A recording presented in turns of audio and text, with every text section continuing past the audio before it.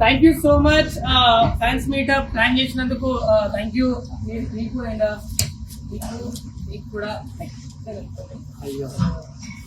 చాలా హ్యాపీగా ఉంది. నేను చెప్దాం అనుకున్నాను చాలా మందికి థ్యాంక్స్ చెప్దామని నాకు సపోర్ట్ చేసిన వాళ్ళకి. సో ఈ సందర్భంగా నేను మనస్ఫూర్తిగా ప్రతి ఒక్కరికి కూడా ఎందుకంటే లిటరలీ మీరు లేకపోతే నేను ఇక్కడి వరకు వచ్చేటోని కాదు, మీరు లేకపోతే ఇక్కడ వరకు వచ్చేటోని కాదు, మా అమ్మ లేకపోతే నేను ఎక్కడ ఈ భూమి మీదకి వచ్చేటోని కాదు. సో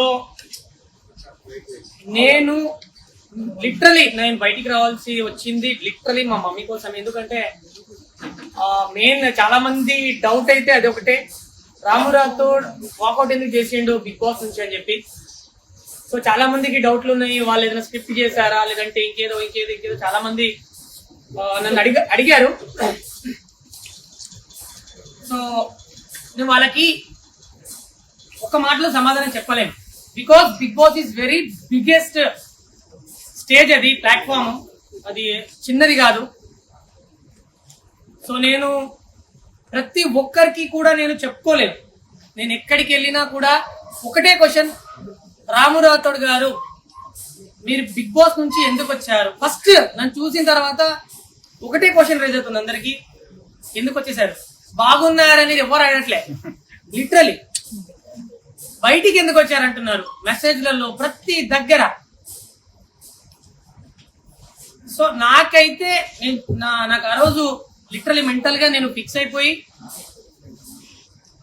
అంటే చాలా మందికి ఎందుకు మాకు లేరా అమ్మ వాళ్ళు, మాకు లేదా ఫ్యామిలీ అని చాలా మంది అనుకుంటున్నారు. కానీ ఒక విషయం గుర్తుపెట్టుకోవాలి, అంటే బిగ్ బాస్ హౌస్ లో వాళ్ళకు కూడా ఉంది ఫ్యామిలీ, వాళ్ళు కూడా అన్ని ఫేస్ చేశారు అండ్ చేస్తున్నారు నాతో పాటు. బట్ నాకేంటంటే చాలా చిన్న స్థాయి నుంచి వచ్చినోని, లైక్ నేను ఎక్కడో మారుమూల ప్రాంతం నుంచి, నాకు ఏ బ్యాక్ సపోర్ట్ లేదు, నాకు ఏ సీరియల్ తెలియదు, ఏ సినిమా తెలియదు, ఏం తెలియదు. నాకు మీలాగే ఒక కెమెరా, ఒక ఫోన్ పట్టుకోవాలా, ఫోన్లో వీడియో రికార్డ్ చేయాలా, అప్లోడ్ చేయాలా, ఇదొక్కటే తెలుసు.